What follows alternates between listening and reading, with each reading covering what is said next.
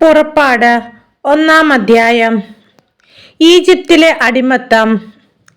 യാക്കോബിനോട് കൂടെ കുടുംബസമേതം ഈജിപ്തിൽ വന്നു ചേർന്ന ഇസ്രായേൽ മക്കൾ ഇവരാണ്: Reuben, Simeon, Levi, Judah, Issachar, Zebulun, Benjamin, Dan, Naphtali, Gad, Asher.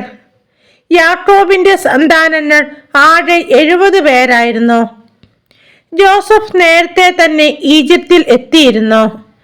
ജോസഫും സഹോദരന്മാരും ആ തലമുറ മുഴുവനും മരിച്ചു. എന്നാൽ ഇസ്രായേലിന്റെ സന്താന പരമ്പര വർദ്ധിച്ചു വളരെയധികം ശക്തി പ്രാപിക്കുകയും രാജ്യം മുഴുവൻ വ്യാപിക്കുകയും ചെയ്തു.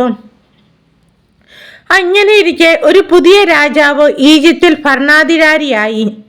അവന് ജോസഫിനെ പറ്റി അറിവില്ലായിരുന്നു.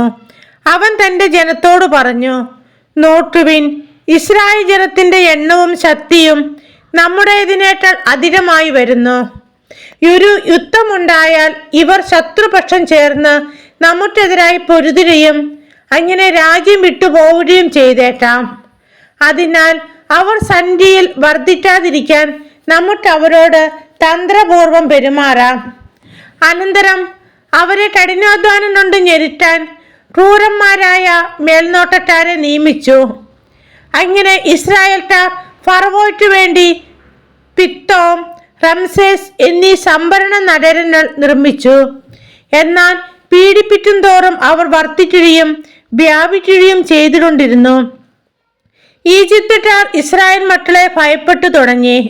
അവരെ കൊണ്ട് നിർദ്ദയം അടിമവേല ചെയ്യിച്ചു. കുമ്മായവും ഇഷ്ടിരിയും കൊണ്ടുള്ള പണികളും വയലിലെ വേലകളും കഠിനാധ്വാനവും കൊണ്ട് അവരുടെ ജീവിതം ക്ലേശപൂർണമാക്കി. മർദ്ദനത്തിൻ കീഴിൽ അടിമവേല ചെയ്യാൻ ഇസ്രായേൽ നിർബന്ധിതരായി.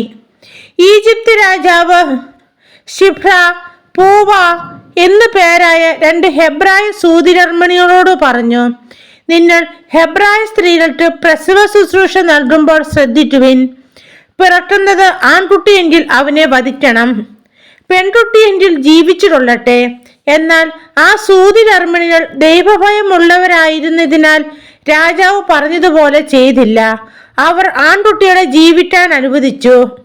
ആദ്യാൽ രാജാവ് സൂതികർമ്മിണികളെ വിളിച്ചു ചോദിച്ചു: നിങ്ങൾ എന്തുകൊണ്ട് ഇങ്ങനെ ചെയ്തു? ആൺകുട്ടികളെ കൊല്ലാതെ വിട്ടത് എന്തുകൊണ്ട്? സൂതികർമ്മിണികൾ ഫറവോയോട് പറഞ്ഞു: ഹെബ്രായ സ്ത്രീകൾ ഈജിപ്തുകാരികളെ പോലെയല്ല. അവർ പ്രസരിപ്പുള്ളവരാകിയാൽ സൂതികർമ്മിണി ചെന്നെത്തും മുമ്പേ പ്രസവിച്ചു കഴിയും. ദൈവം സൂതികർമ്മിണികളോട് കൃപ കാണിച്ചു. ജനം വർദ്ധിച്ച് പ്രബലരായി തീർന്നു. സൂതികർമ്മിണികൾ ദൈവഭയമുള്ളവരായിരുന്നതുകൊണ്ട് അവിടുന്ന് അവർക്ക് സന്താന പരമ്പരകളെ പ്രദാനം ചെയ്തു. അപ്പോൾ ഫറവോ പ്രജകളോട് കൽപ്പിച്ചു: ഹെബ്രായർക്ക് ജനിക്കുന്ന ആൺകുട്ടികളെയെല്ലാം നൈൽ നദിയിൽ എറിഞ്ഞു കളയുവിൻ, പെൺകുട്ടികൾ ജീവിച്ചു കൊള്ളട്ടെ.